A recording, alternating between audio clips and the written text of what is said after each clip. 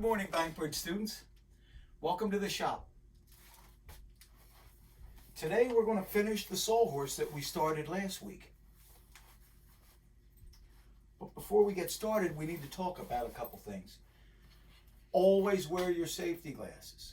You know how Mr. Boucher talks about these. You cannot be in the shop without the safety glasses. Now today I'm here to teach you about carpentry and life skills. And today's life skill is to take care of your teeth. Students, it's very important to your health and to your smile. It's very nice to take care of your teeth. Plus, you may see an old person on a bench and you might want to say hello, and you say hello with a smile. Isn't that nice? They may need it. Thank you. Okay, so today we're going to start and we're going to finish the sawhorse. The first thing we'll start is the side rails. The second thing we'll do is the tray. And then after the tray's cut, we're going to put these little rails to keep the tray in. After that's completed, we'll cut here and we'll cut here, and the sawhorse will be complete. I saved a chunk of the side rail, a piece of scrap for the side rail to the other sawhorse. I gauged it through the saw, and now I'm going to cut two.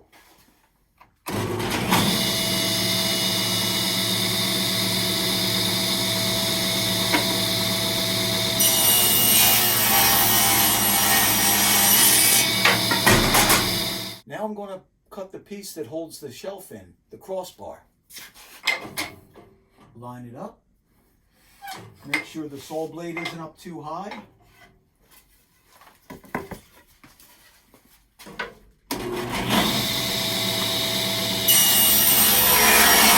For this, you'll need a nice sharp pencil.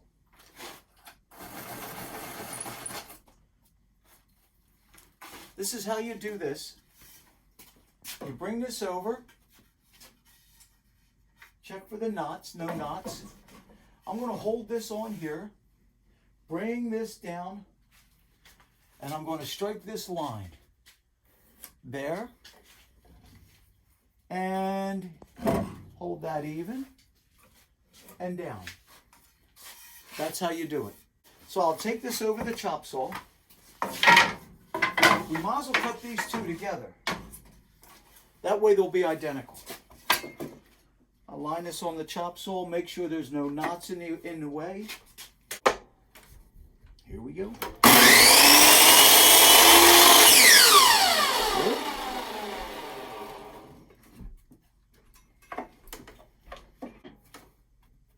Make sure you're nice and even. Come down and clean it up.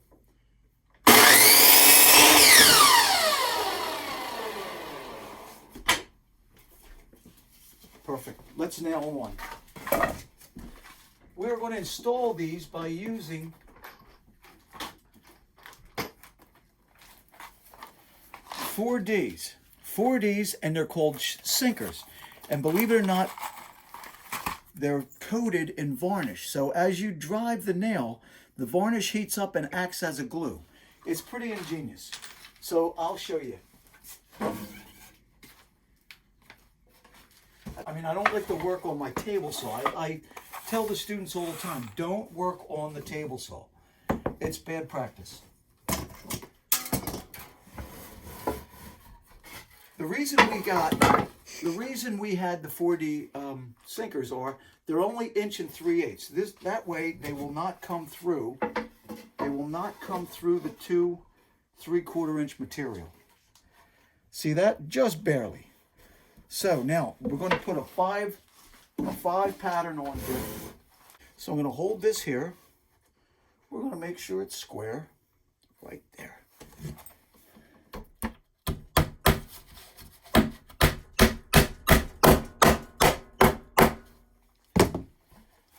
All right. That's still sitting good. Look.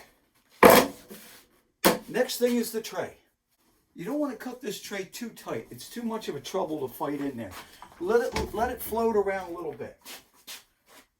Tape measure.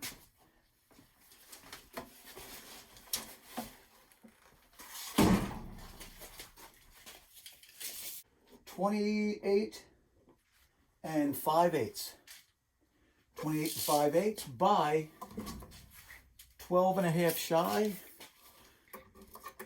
12 and a half. Let's make that 12 and 3/8. 12 and 3/8. Good.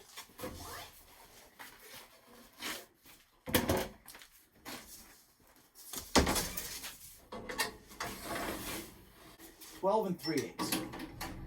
Just up a bit.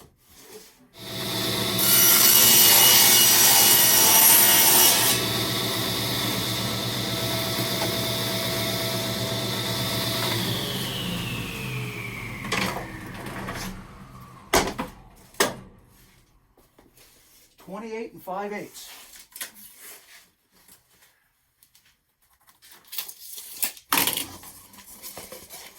I left the saw crooked. That would mess you up if you weren't paying attention. Going back to 0. Here is 28 and 5/8. I'm going to lay that right down on there. All right, so now I'm going to do this. I'm going to drop this in. And it's important to, we're going to strike a line here. And I'm going to strike a line here. Take my square. I just want to put a mark here. Put a mark here. This keeps you nice and even. That'd be dead across from each other. There and here. My marking gauge. Can't go wrong. I'll hold that there. 3/4 of an inch. This I'll cut on the bandsaw.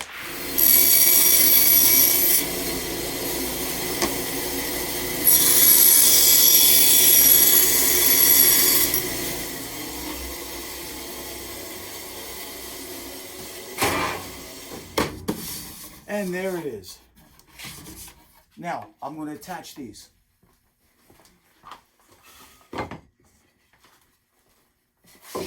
Hold this right here.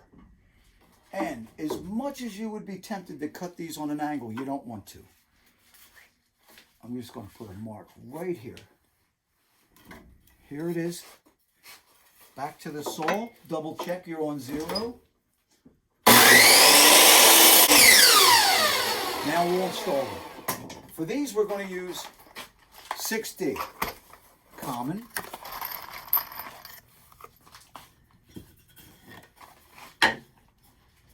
And this is a 2 pattern, just like that.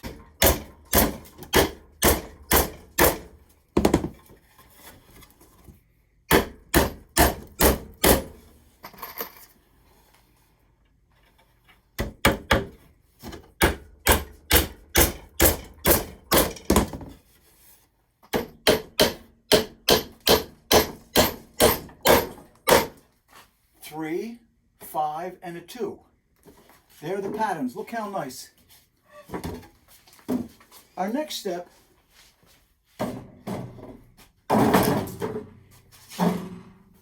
is pretty tricky. Students, to match this to the height of the other sawhorse, I'm going to use this. Now, you could use the concrete floor, but the concrete floor may not be even. The one thing I know in this shop is the top of this table saw. Now this is how you do it, and when you do it the same all the way around all 4 legs. So I'm going to hold this here. I'm holding this pencil right here even. I strike it. You can see I'm holding it flat because I held it flat there. I strike it. I hold it nice and flat, and I strike it. Now this is called a scribe. Now that I've finished scribing, I'm going to take these over to the workbench and cut them.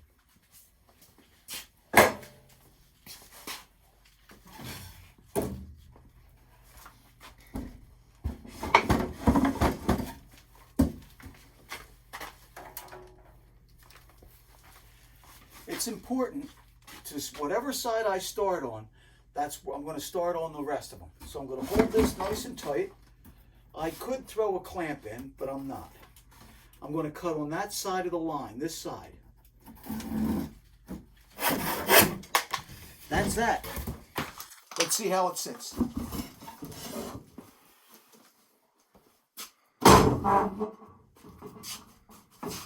little wiggle in it. This is how you fix that.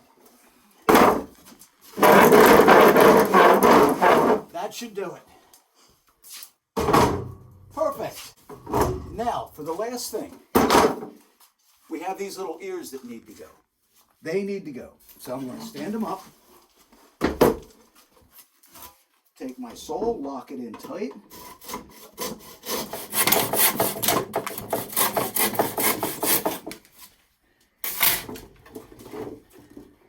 That's it.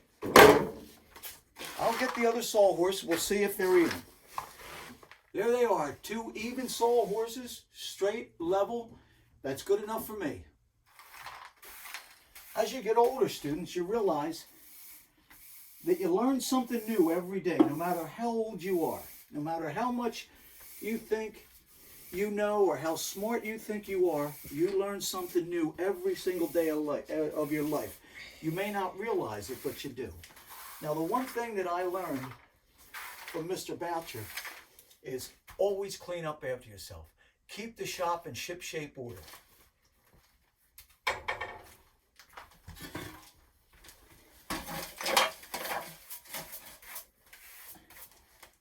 That's it for today, students. Once again, see you next week in the shop.